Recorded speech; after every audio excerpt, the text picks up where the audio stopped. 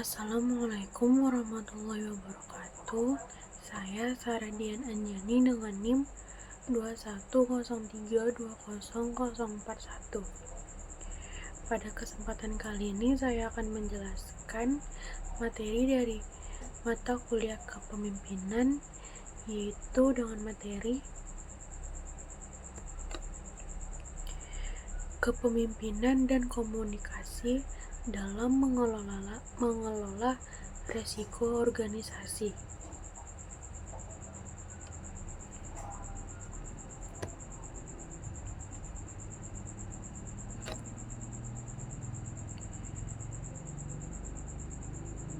Pada pembahasan pertama ini kita akan membahas pentingnya komunikasi bagi pimpinan.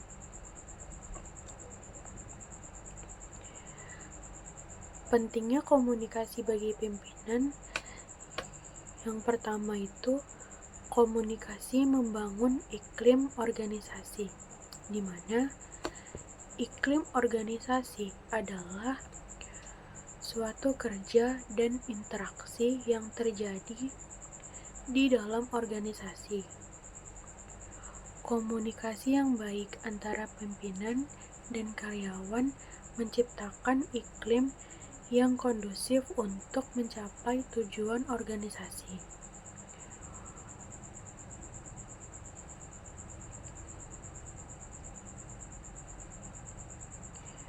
Budaya organisasi terbentuk dari nilai-nilai dan kepercayaan yang dibangun melalui komunikasi.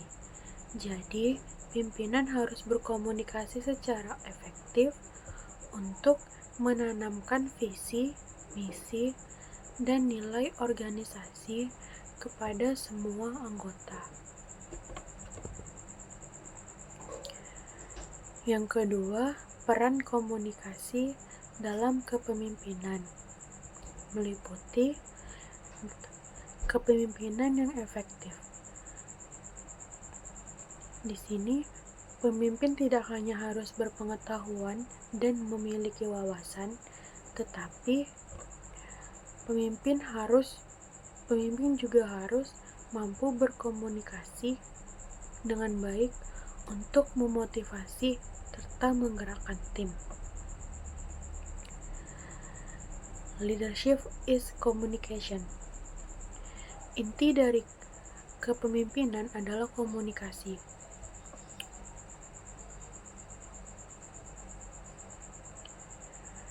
Pemimpin yang sukses adalah pemimpin yang mampu mempengaruhi perilaku dan keputusan orang lain melalui komunikasi yang jelas, terbuka, serta efektif.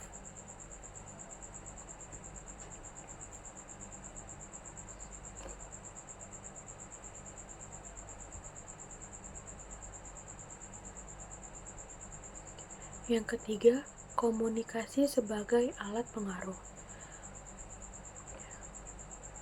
Terbagi menjadi dua, yaitu pengaruh terhadap bawahan serta menggerakkan orang lain. Pengaruh terhadap bawahan maksudnya di sini pemimpin menggunakan komunikasi untuk memberikan arahan, memotivasi, dan membimbing karyawan dalam mencapai target organisasi. Dengan komunikasi yang baik, pemimpin bisa membangun hubungan kerja yang produktif serta harmonis. Menggerakkan orang lain. Pemimpin memerlukan pengikut atau karyawan untuk merealisasikan gagasannya.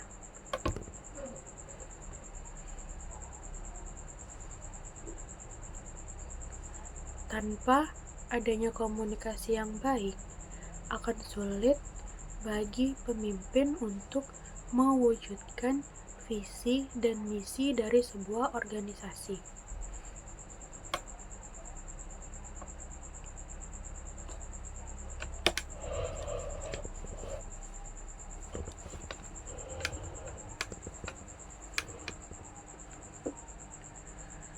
Selanjutnya itu ada Proses komunikasi dalam manajemen. Proses komunikasi dalam manajemen terbagi menjadi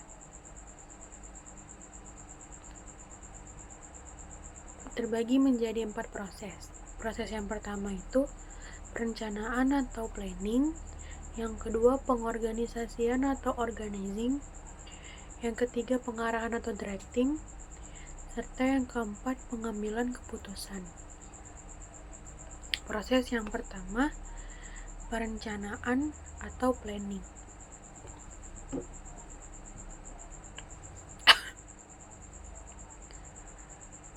Dalam proses perencanaan, komunikasi digunakan untuk menyampaikan informasi kepada staf mengenai rencana yang akan dilaksanakan. Informasi yang jelas dan lengkap diperlukan agar semua anggota tim memahami dasar dari rencana tersebut.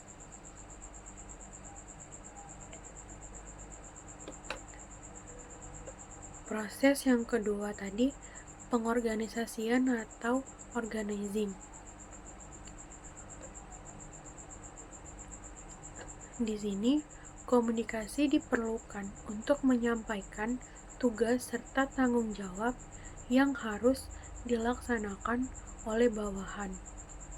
Dengan komunikasi yang jelas, setiap anggota tim mengetahui peran mereka secara terstruktur di dalam organisasi. Proses yang ketiga yaitu pengarahan atau directing. Di sini, manajer atau pemimpin perlu berkomunikasi untuk memberikan arahan atau instruksi agar setiap orang dalam tim dapat bekerja secara terarah untuk mencapai tujuan organisasi.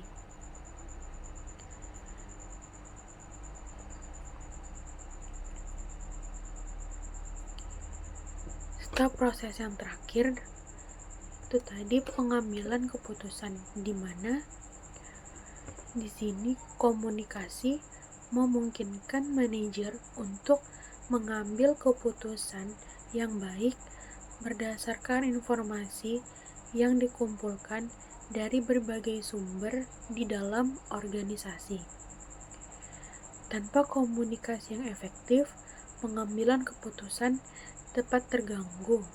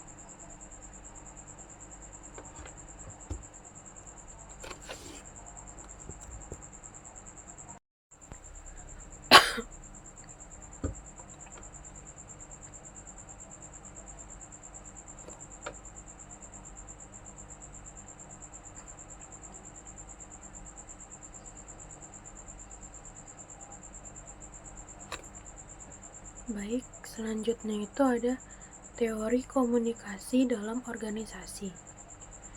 Teori komunikasi dalam organisasi terbagi atas 3 teori. Yang pertama,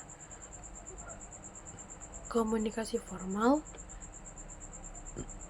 Yang kedua, komunikasi informal. Dan yang ketiga, korelasi dengan ilmu komunikasi. Yang pertama, komunikasi formal.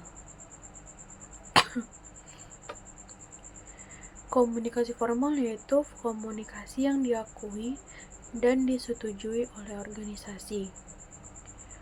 Fokusnya adalah pada tugas-tugas dan produktivitas. Contoh komunikasi formal termasuk memo, kebijakan, dan surat-surat resmi.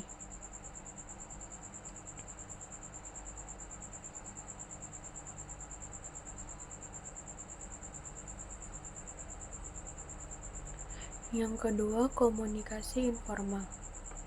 Komunikasi informal adalah komunikasi yang terjadi secara sosial di antara anggota organisasi.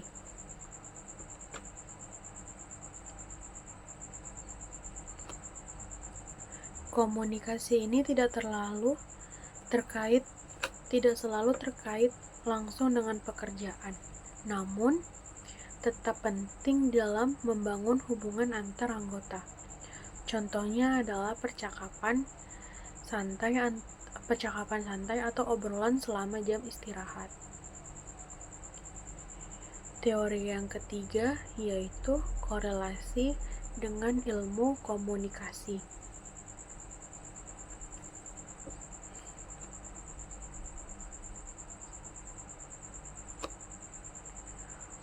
Korelasi dengan ilmu komunikasi, maksud di sini yaitu ilmu komunikasi dalam organisasi, mempelajari bagaimana komunikasi berlangsung di antara individu dalam organisasi. Metode yang digunakan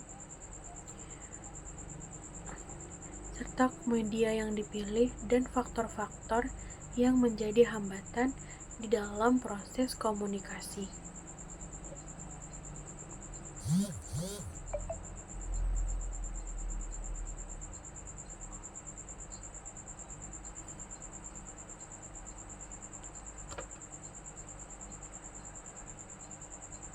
Selanjutnya itu ada fungsi komunikasi di dalam organisasi.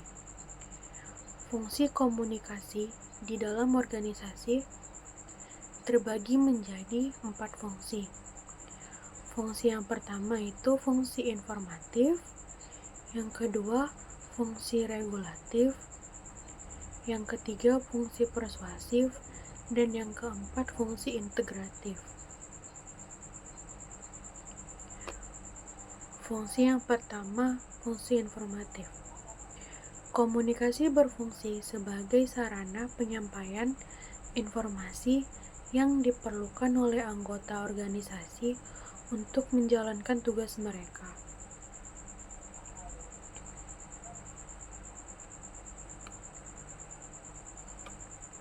Informasi ini membantu manajemen dalam membuat kebijakan dan membantu karyawan dalam melaksanakan tugas sehari-hari.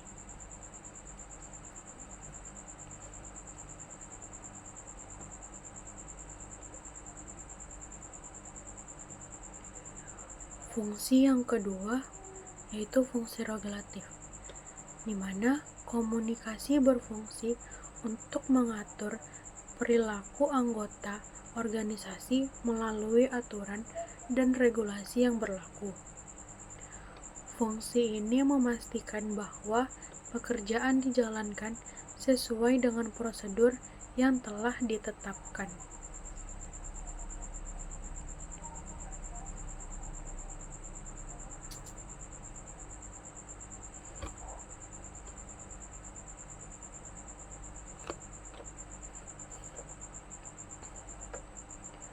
Fungsi yang ketiga yaitu fungsi persuasif, di mana pemimpin menggunakan komunikasi untuk mempersuasi atau memotivasi bawahannya agar bekerja dengan semangat.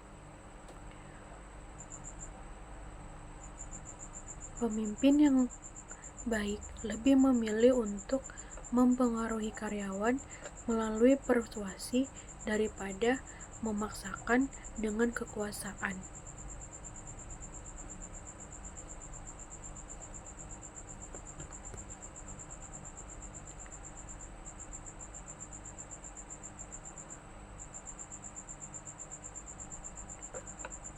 Fungsi yang terakhir yaitu fungsi integratif, di mana komunikasi menciptakan saluran bagi karyawan untuk bekerja sama dan berinteraksi baik melalui jalur formal maupun informal, seperti laporan kemajuan atau diskusi santai di luar jam kerja.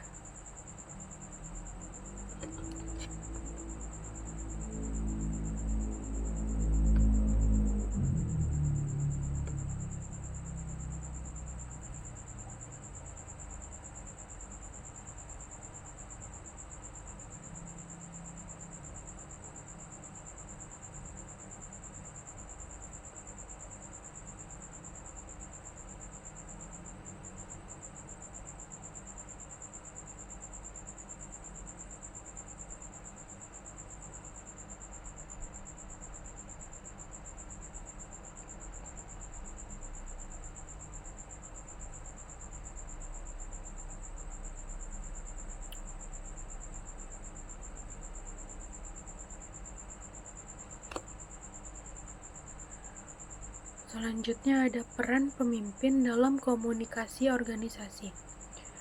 Peran pemimpin dalam komunikasi organisasi terbagi menjadi 3 peran. Yang pertama, peran antar persona, yang kedua, peran informasi, dan yang ketiga, peran pengambilan keputusan.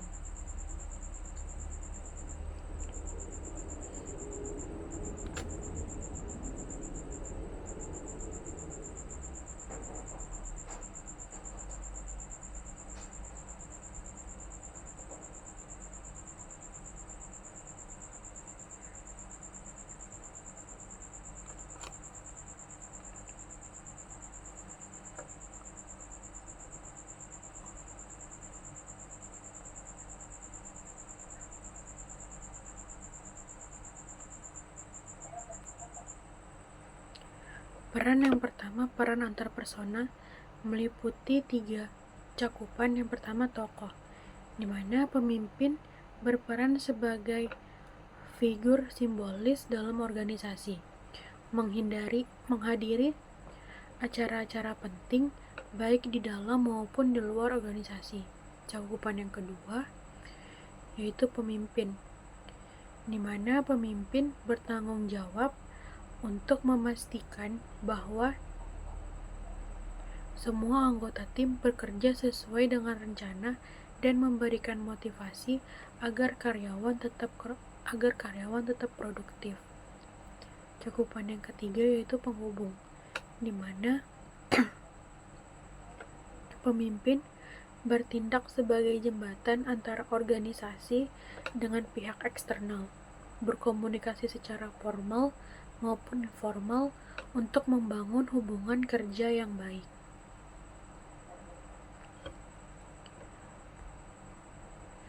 Peran yang kedua yaitu peran informasi, mencakup 3 cakupan. Yang pertama, monitor, di mana pemimpin mengumpulkan informasi dari lingkungan internal dan eksternal organisasi.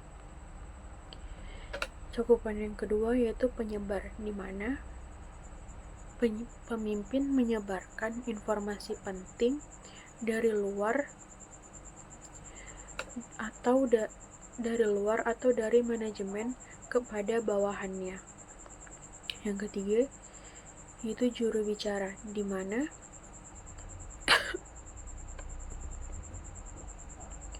pemimpin bertugas menyampaikan informasi kepada pihak eksternal secara resmi. Yang ketiga itu peran pengambilan keputusan. Peran pengambilan keputusan terbagi menjadi 4 cakupan. Yang pertama, pihak wira swasta, di mana pemimpin memprakarsai perubahan dan inovasi dalam organisasi untuk menyesuaikan diri dengan kondisi lingkungan. Yang kedua, pengendalian gangguan, di mana pemimpin menghadapi dan menyelesaikan masalah atau konflik yang timbul dalam organisasi. Cakupan yang ketiga itu penentu sumber daya, di mana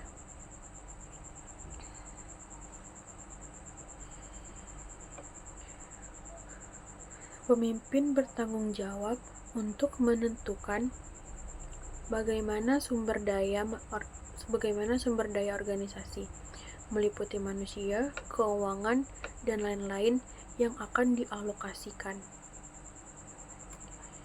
Yang keempat ada perundingan, di mana pemimpin berperan dalam proses negosiasi, baik yang formal maupun informal, untuk kepentingan organisasi.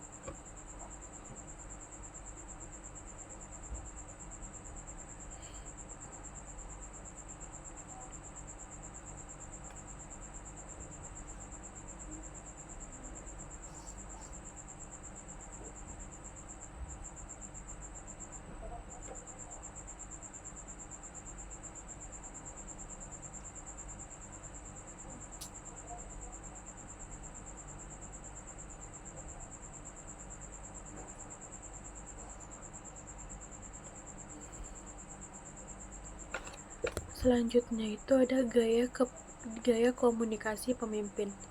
Gaya komunikasi pemimpin terbagi menjadi 6 gaya. Yang pertama itu the controlling style, yang kedua the equalitarian style, yang ketiga the structuring style, yang keempat the dynamic style, yang kelima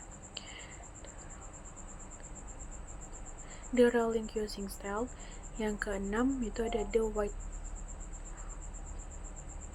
withdrawal style. Gaya yang pertama the controlling style, di mana gaya komunikasi satu arah. Pada gaya komunikasi satu arah ini, pemimpin berfokus pada pengendalian perilaku bawahan. Tidak banyak perhatian yang diberikan pada umpan balik, dan pemimpin lebih berorientasi pada kekuasaan.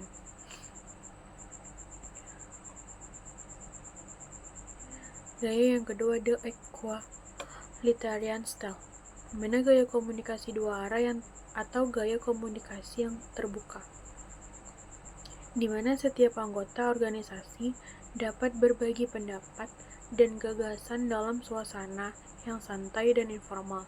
Gaya ini memudahkan terjadinya kesepahaman di dalam tim.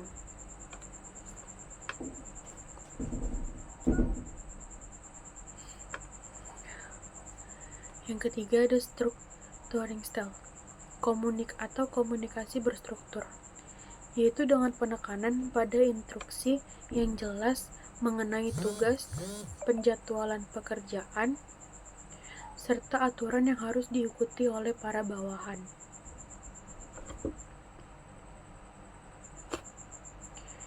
Yang keempat ada di dynamic style, atau gaya komunikasi yang lebih agresif dan berorientasi pada tindakan.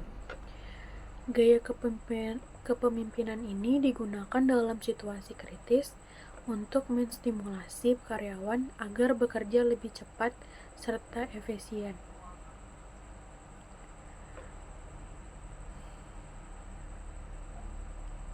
Gaya yang kelima yaitu the relinquishing style, di mana pemimpin yang menggunakan gaya ini cenderung lebih mendengarkan dan menerima masukan daripada memberikan perintah langsung.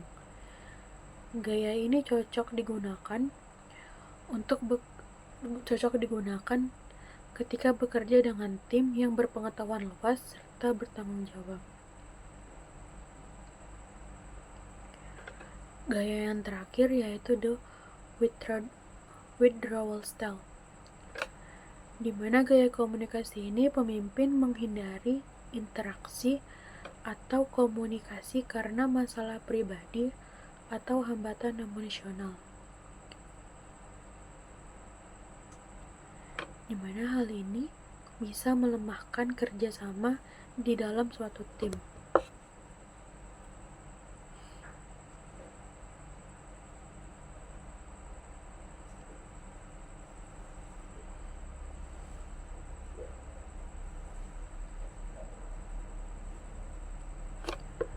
Selanjutnya ada hambatan dalam komunikasi. Hambatan dalam komunikasi terbagi menjadi 3 hambatan. Yang pertama hambatan teknis, yang kedua hambatan semantik, dan yang ketiga hambatan manusiawi. Hambatan yang pertama yaitu hambatan teknis. terbagi menjadi dua cakupan. Yang pertama itu keterbatasan fasilitas. Pada keterbatasan fasilitas ini mencakup keterbatasan alat komunikasi atau prosedur yang tidak jelas yang dapat menjadi penghalang dalam penyampaian informasi yang baik, penyampaian pesan dengan baik. Cakupan yang kedua itu kurangnya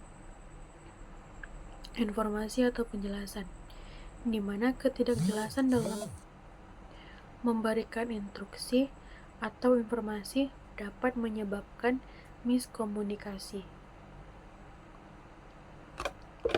Hambatan yang kedua itu hambatan semantik.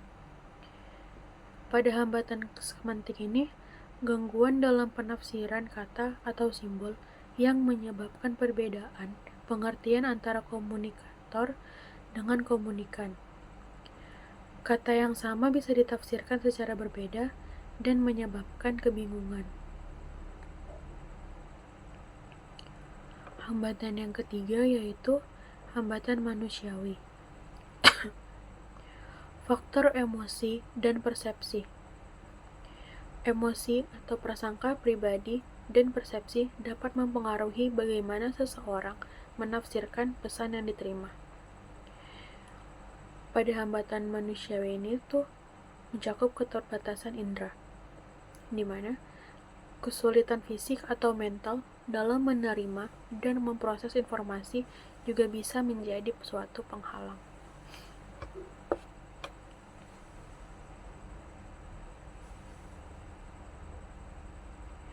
Selanjutnya itu membangun relasi.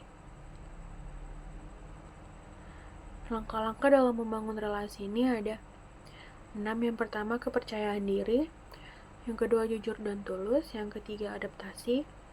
Yang keempat, pusatkan pada perhatian orang lain. Yang kelima, memberikan kepercayaan. Dan yang terakhir, menawarkan bantuan serta harapan. Yang pertama, kepercayaan diri, yaitu dengan menunjukkan rasa percaya diri sangat penting. Di mana menunjukkan rasa percaya diri sangat penting dalam menjalin hubungan dengan orang lain. Orang akan lebih mudah tertarik pada individu yang percaya diri dan mengetahui jati dirinya. Yang kedua, langkah yang kedua itu jujur dan tulus, di mana hubungan yang baik dibangun atas dasar kejujuran dan ketulusan. Dengan memberikan pujian atau bantuan dengan niat yang baik dan tulus akan dapat memperkuat relasi. Yang ketiga, adaptasi, yaitu dengan menyesuaikan komunikasi yang pemimpin punya dengan budaya, latar belakang, dan preferensi orang yang pemimpin ajak bicara. Hal ini akan membuat lawan bicara merasa dihargai. Yang keempat, pusatkan perhatian pada orang lain.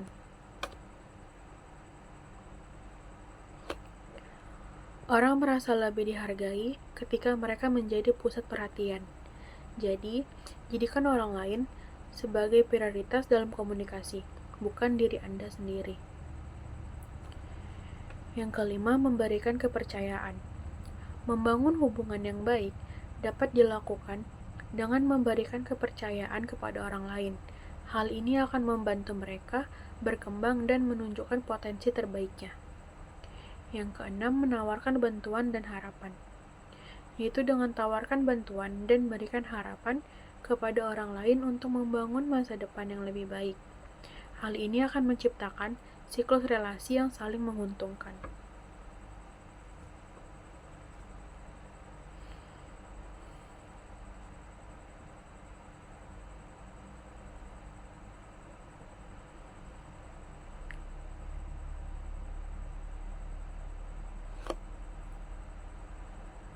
Selanjutnya ada pemahaman resiko manajemen.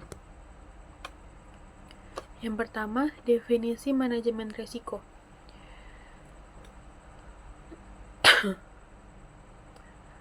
Manajemen risiko didefinisikan sebagai proses identifikasi, pengukuran, dan pengendalian, mana risiko yang mengancam aset dan pendapatan perusahaan atau proyek. Definisi yang kedua, pendekatan komprehensif. Hal ini mencakup menangani semua kejadian yang menimbulkan kerugian.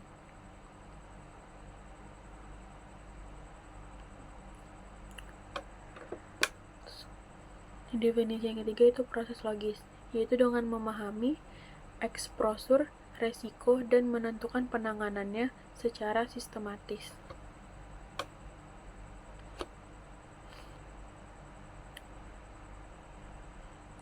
Yang kedua ada tindakan dalam manajemen risiko. Yang pertama terbagi menjadi dua, yaitu tindakan pencegahan dan tindakan perbaikan. Pada tindakan pencegahan, digunakan untuk mengurangi, menghindari, atau mentransfer risiko pada tahap awal proyek. Pada tindakan perbaikan, diambil untuk mengurangi efek saat risiko terjadi atau risiko harus diambil.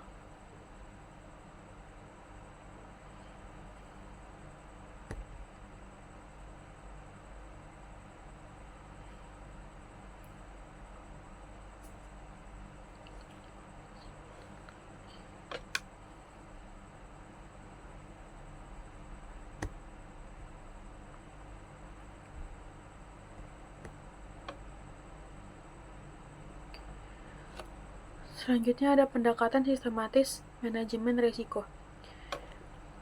Yang pertama, identifikasi risiko.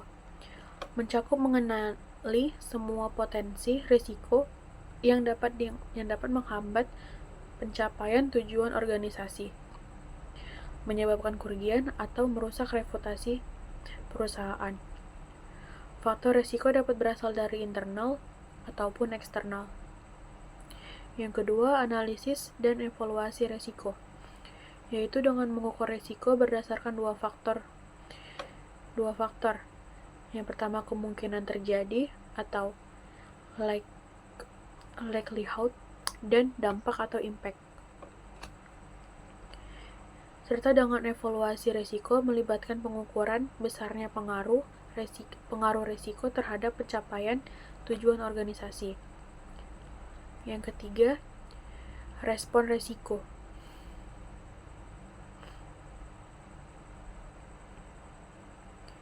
yaitu dengan menentukan rencana tindakan yang tepat seperti menghindari, mengurangi, atau membagi atau menerima risiko.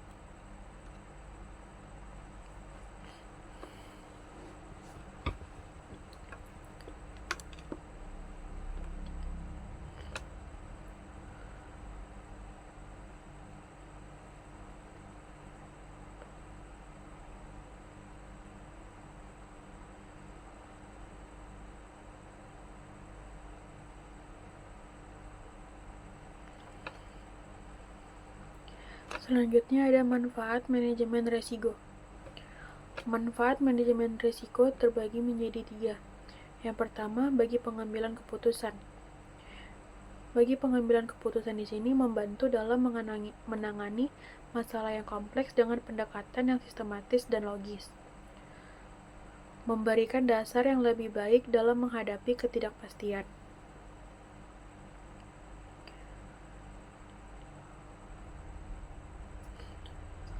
Yang kedua, estimasi biaya yang akurat. Memungkinkan estimasi biaya yang lebih tepat dengan memperhitungkan risiko yang mungkin terjadi dalam setiap keputusan bisnis. Yang ketiga, stabilitas dan keberlanjutan perusahaan, yaitu dengan menjamin keberlanjutan perusahaan dengan melindungi dari risiko-risiko yang dapat mengganggu stabilitas operasional dan finansial.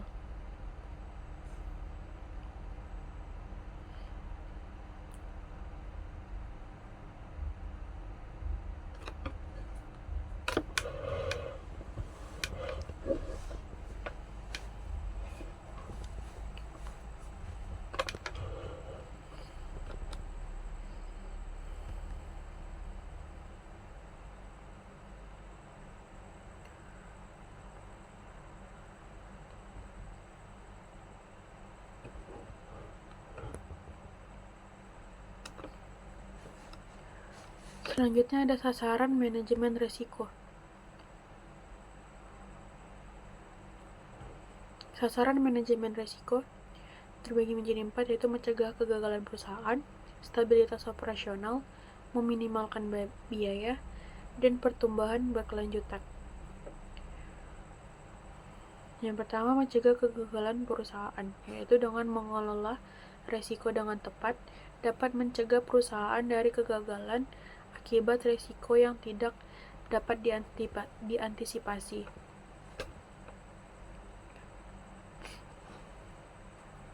Yang kedua, stabilitas operasional, yaitu dengan memastikan operasi perusahaan berjalan dengan lancar tanpa gangguan yang signifikan akibat dari adanya risiko.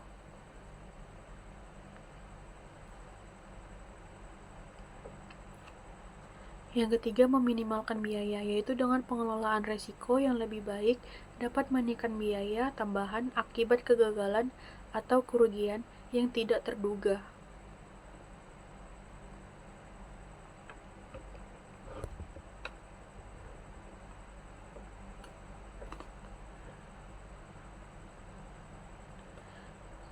Yang terakhir, pertumbuhan berkelanjutan, di mana manajemen risiko yang efektif mendukung pertumbuhan perusahaan yang berkelanjutan dengan mengurangi ketidakpastian dan gangguan operasional.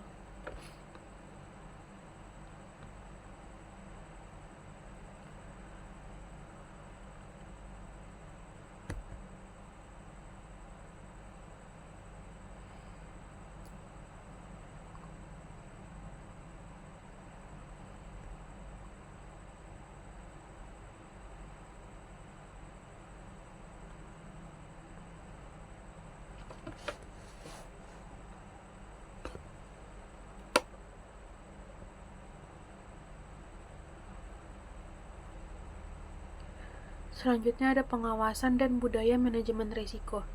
Yang pertama, pentingnya transparansi, di mana tuntutan masyarakat akan transparansi mendorong perusahaan untuk selalu memperhatikan dan mewaspadai risiko dalam setiap aktivitas.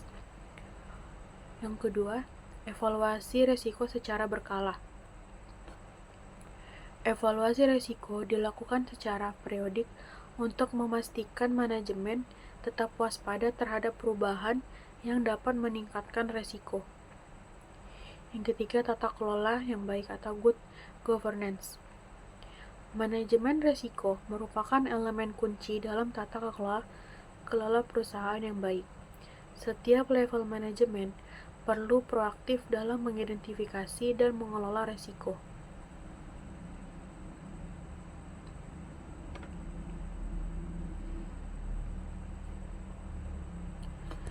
Selanjutnya ada tahapan proses manajemen risiko.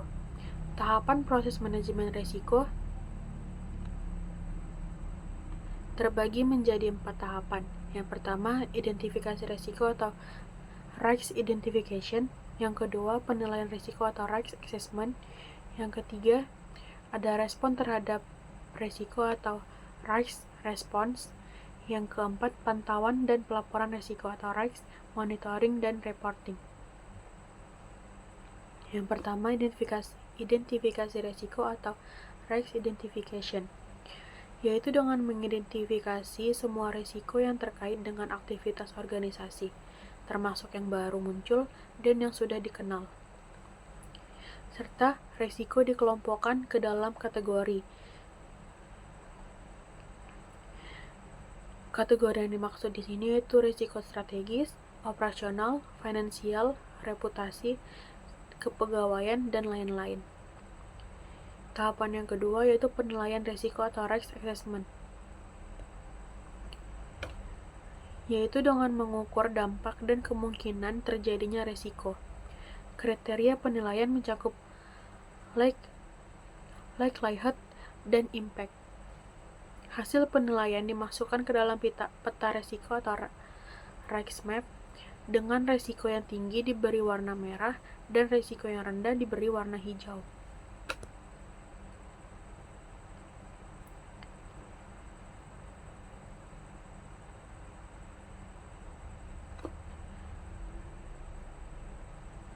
Tahapan yang ketiga itu respon terhadap risiko atau risk responses. di mana setelah risiko diidentifikasi dan dimulai, manajemen menentukan rencana tindakan untuk mengatasi risiko tersebut. Rencana ini melibatkan tindakan menghindari, mengurangi, membagi, atau menerima risiko. Setiap respon risiko harus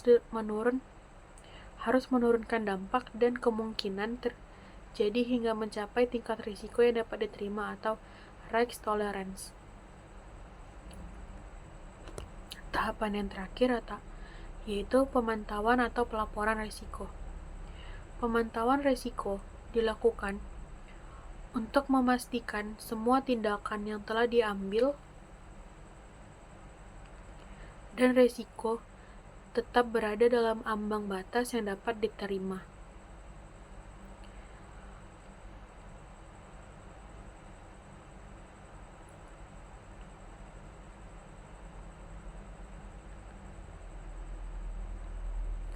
Laporan risiko disusun secara berkala untuk memberikan informasi terbaru kepada manajemen tentang status risiko dan efektivitas tindakan yang diambil.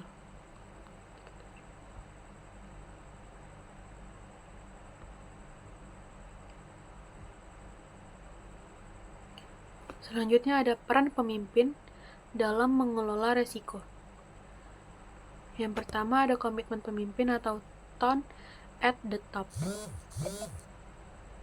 Pemimpin harus menunjukkan komitmen penuh terhadap manajemen risiko.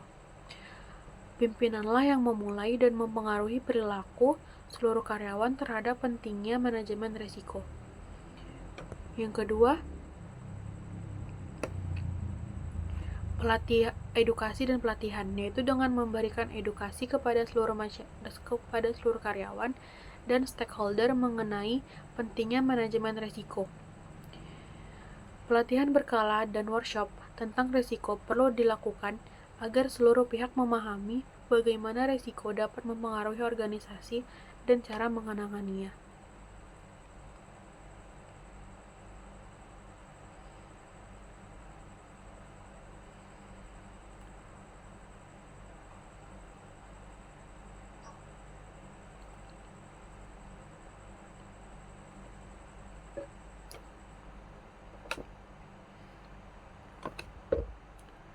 Selanjutnya ada membangun budaya manajemen risiko. Langkah-langkah membangun budaya risiko yang pertama itu komitmen pemimpin. Pemimpin harus konsisten dalam mendukung penerapan manajemen risiko. Yang kedua, edukasi berkelanjutan, yaitu dengan memberikan pelatihan secara terus-menerus untuk memastikan pemahaman yang mendalam tentang risiko.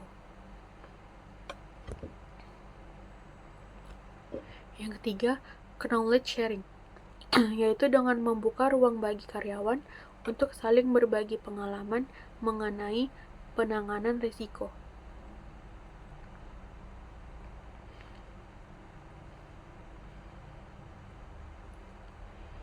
Yang terakhir, komunikasi yang konsisten, yaitu dengan komunikasi tentang pentingnya manajemen risiko harus dilakukan secara rutin agar menjadi kebiasaan.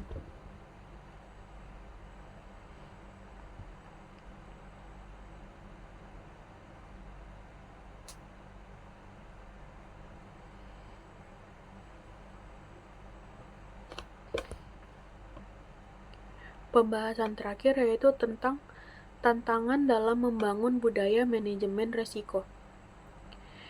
Tantangan yang pertama, pandangan negatif terhadap risiko, di mana risiko sering dianggap sebagai hal yang negatif dan dapat mencoreng citra perusahaan, sehingga beberapa pihak cenderung mengabaikan dari risiko tersebut.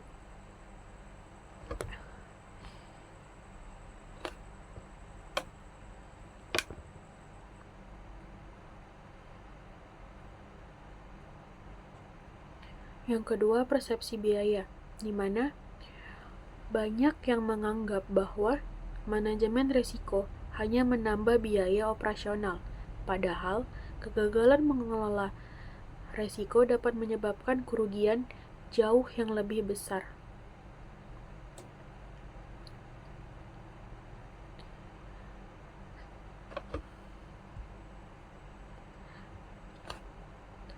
Tantangan terakhir yaitu tata kelola yang lemah, di mana sistem pengawasan internal dan eksternal yang tidak efektif seringkali menjadi celah bagi terjadinya fraud atau penyimpangan. Sekian materi yang bisa saya sampaikan tentang kepemimpinan dan komunikasi dalam mengelola risiko organisasi. Sekian dari saya. Assalamualaikum warahmatullahi wabarakatuh.